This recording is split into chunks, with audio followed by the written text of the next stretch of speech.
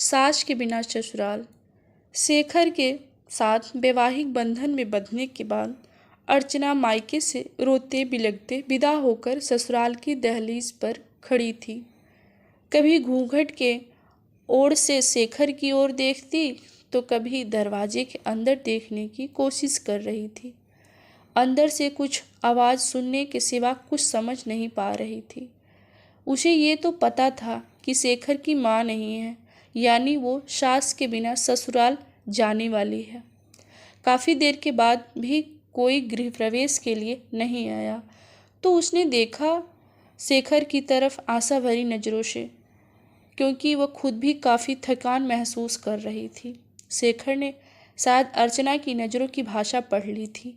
वो अपनी छोटी बहन को बुला लाया और उसके कानों में कुछ कहा। थोड़ी देर में बहन ने कुछ औरतों के साथ लेकर आई और अर्चना का गृह प्रवेश करवाया। आगे भी कुछ रस्में हुई। इन सब के बीच अर्चना तो ये समझ ही गई थी कि सास के बिना ससुराल का मतलब बवाल।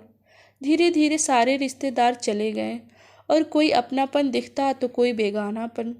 सब अपने अपने तरीके से अपना और दूसरों का परिचय दे रहे थे। अर्चना कभी इनकी सुनती तो कभी उनकी बातें सुनकर परेशान हो रही थी। लेकिन धीरे धीरे ससुर, पति और 2 छोटी नंदों के अर्चना ने अपनी गृहस्थी की गाड़ी को रास्ते पर लाने का प्रयास कर रही थी। पति का प्यार और ससुर का दुलार, छोटी ननद का स्नेह अर्चना को कब अल्हड़ लड़की से जिम्मेदार गृहिणी बना दिया, वो खुद भी नहीं समझ पा रही थी। पर इन सब चीज़ों के बीच उसके दिल में बस एक चीज़ की कसक रहा करती थी कि उसकी सास नहीं होती, उसकी सास भी होती। शादी के समय सारी लड़कियां, उसकी सारी सहेलियां उसे काफ़ी किस्मत वाला मानती थी कि चलो ससुराल में सास की किचकिच नहीं रहेगी। पर सच्चाई तो ये है, जिस घर में सास न हो उस घर में आने वाले सारे लोग ही सास बनने की कोशिश करते हैं।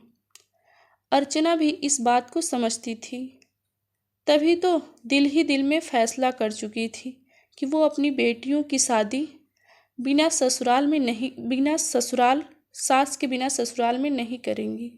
दोस्तों, कुछ रिश्ते नमक जैसे होते हैं, सास का रिश्ता भी कुछ ऐसी तरह से होता है। ससुराल का हर सुख बिन सास का फीका स्वाद देता है।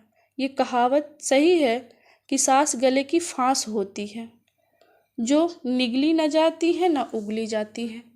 इसका रिश्ता काफ़ी खास होता है। अगर ये वीडियो पसंद आता है तो प्लीज़ इसे लाइक करिएगा। हमारे चैनल पर नए हैं तो सब्सक्राइब।